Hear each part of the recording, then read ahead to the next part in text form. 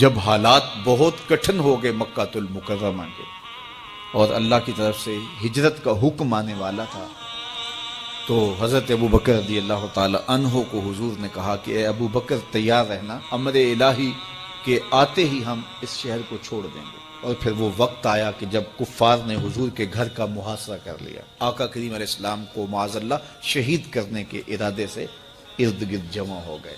آقا کریم علیہ السلام نے ہاتھ میں خاک پکڑی اور سورہ یاسین پڑھتے ہوئے ان کی آنکھوں میں جھونکتے ہوئے حضور گزر گئے اور انہیں پتہ بھی نہ چلا، اور وہ مکان کا محاصرہ کیے ساری رات کھڑے رہے۔ صبح بستر سے حضرت علی المرتضیٰ اٹھے، اللہ اکبر، تو آقا کریم علیہ السلام نکل گئے اور حضرت ابو بکر صدیق کے گھر تشریف لے گئے۔ اب دروازے کو دستک دینے لگے تو آواز آئی، حضور میں حاضر ہوں۔ حضرت ابو بکر صدیق تیار کھڑے تھے، تو کہا ابو بکر تم تیار ہو؟ کہا حضور آپ نے کہا نہیں تھا کہ تیار رہنا، کبھی ہجرت کا حکم آ سکتا ہے، تو میں تو اس دن سے ہی تیار رہتا ہوں کہ کب حضور آئیں اور جو فرمائیں میں وہی کروں۔ اور پھر وہاں سے لے کے حضور کو وہاں تک گئے، اور جبل سور کی چوٹی پر وہ غار ہے، اللہ اکبر، اس غار میں جانے سے قبل حضور کو باہر بیٹھنے کا کہا، عرض کی حضور ذرا میں غار کے اندر کے ماحول کا جائزہ لے لوں۔ غار کے اندر اترے، پہلے اس کو صاف کیا غار کو، پھر دیکھا جگہ جگہ سوراخ تھے، تو اپنا امامہ پھاڑ کے قمیض اتار کے اس کے ٹکڑے کر کے ان سوراخوں میں کپڑا دے دیا۔ 2 سوراخ ایک روایت کے مطابق، اور ایک روایت کے مطابق 1 سوراخ بچ گیا، اس میں اپنی ایڑی رکھ دی اور پھر آواز دی، جان عالم اندر تشریف لا گئے۔ تو آقا کریم علیہ السلام غار میں چلے گئے تو سیدنا صدیق اکبر رضی اللہ تعالی عنہ نے اپنی گود میں آپ کا سر رکھا اور حضور لیٹ گئے۔ اللہ اکبر، کیا منظر ہوگا! صدیق اکبر نے حضور کو دیکھا اور جی بھر کے دیکھا، اور ایسا دیکھا کہ کوئی اور شریک بھی نہیں تھا۔ یہ واقعہ حضرت سیدنا عمر سے روایت ہے، کتب صحاح میں ہے، اور حضرت عمر رضی اللہ تعالی عنہ یہ بات بیان کرتے ہوئے رو پڑے، اور آپ کہا کرتے تھے کہ ابو بکر یہ غار والی نیکی مجھے دے دیں اور میری ساری زندگی کی نیکیاں لے لیں۔ اللہ اکبر۔ تو حضور علیہ السلام حضرت ابو بکر صدیق کی آغوش میں ہیں۔ اب ہوا کیا کہ سانپ نے جب ہر راستہ مسدود پایا تو خیر وہ اس راستے پہ پہنچا جہاں انسانی گوشت نظر آیا، تو سانپ نے پھر ڈنگ لگایا۔ سانپ کا ڈنگ اچانک، تو انسان تو کپ کپا کے رہ جاتا ہے، اچانک تو چیونٹی کاٹ جائے تو انسان کپ کپا کے رہ جاتا ہے، چھپکلی گر جائے اچانک تو بندہ اپنے وجود کو جو ہے وہ متوازن نہیں رکھ پاتا، تو نیچے سے سانپ اور وہ ڈنگ لگا رہا ہے۔ لیکن لفظ سنیے، یہ حضرت عمر کی روایت ہے کہ حضرت سیدنا صدیق اکبر نے اپنی ٹانگ کو جنبش نہیں آنے دی، مخافت ان یتنبہ رسول اللہ، اس ڈر سے کہ کہیں حضور بیدار نہ ہو جائے۔ ساری توجہ ادھر رہی، بے اختیار آنکھوں سے آنسو ڈھلک پڑے، درد کی شدت اتنی، اور آنسو گرے تو حضور کے رخسار پہ۔ آقا کریم بیدار ہو گئے۔ بیدار ہوتے ہی میرے حضور نے کہا، مالک یا ابا بکر، ابو بکر کیا ہوا؟ تو یہ ہوتی ہے ہنگامی صورتحال۔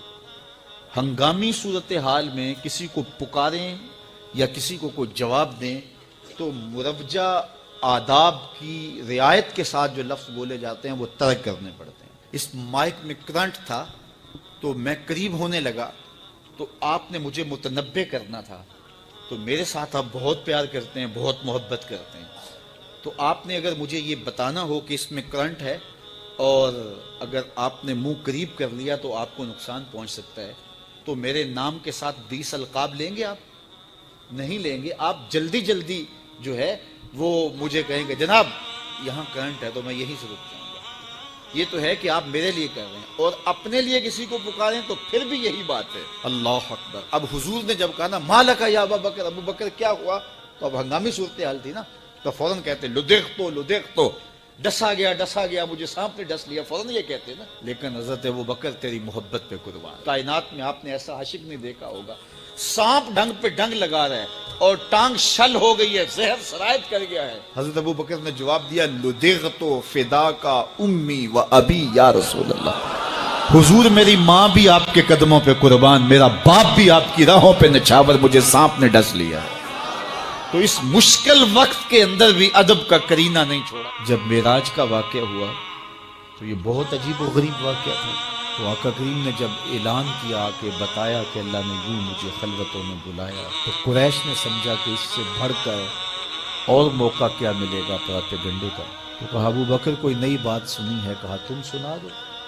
کہا اگر کوئی کہے کہ رات کی مختصر تنہائی میں مسجد حرام سے مسجد اقصیٰ تک پہنچا ہوں، پھر وہاں سے واپس بھی آ گیا ہوں، تو بات ماننے میں آتی ہے؟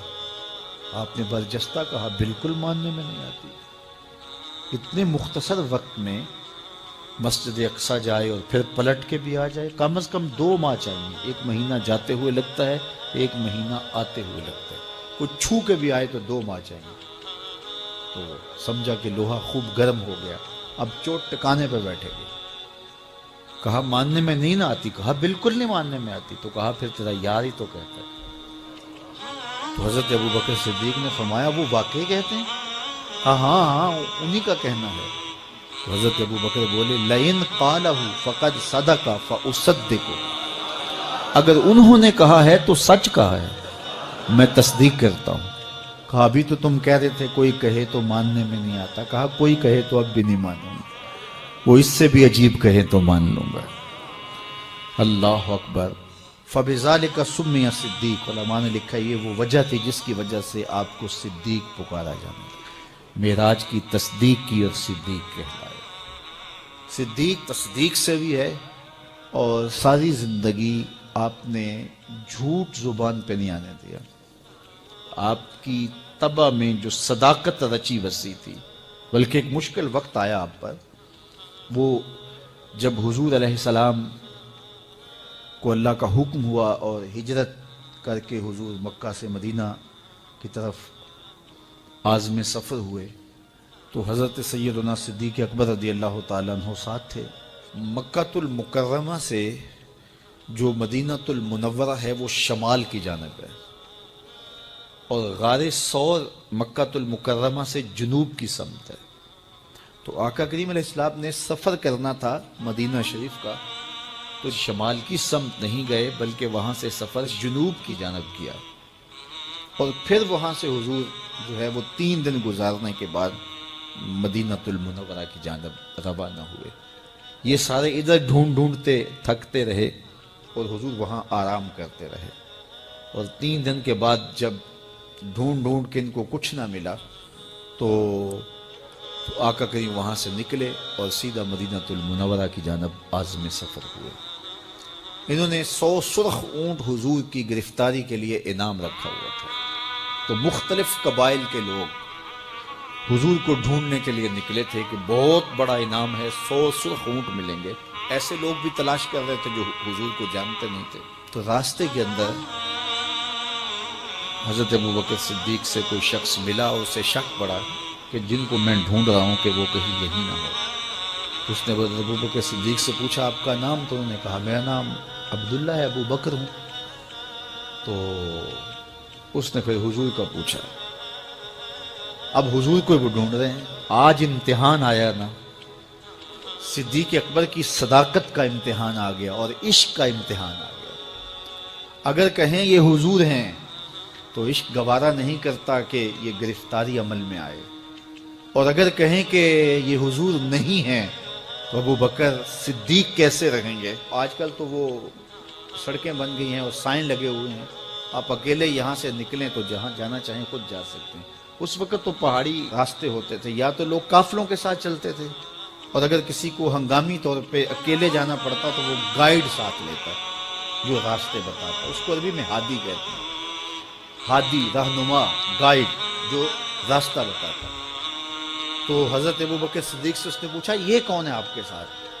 تو حضرت ابو بکر صدیق بولے ھذا ہادی یہدینی الی صراط المستقیم، یہ میرا ہادی ہے جو مجھے سیدھی راہ پہ چلا رہا ہے. تو وہ سمجھا یہ وہ والا ہادی ہے، لیکن حضرت ابو بکر صدیق دل و قلب و نگاہ کا مرشد قرار دے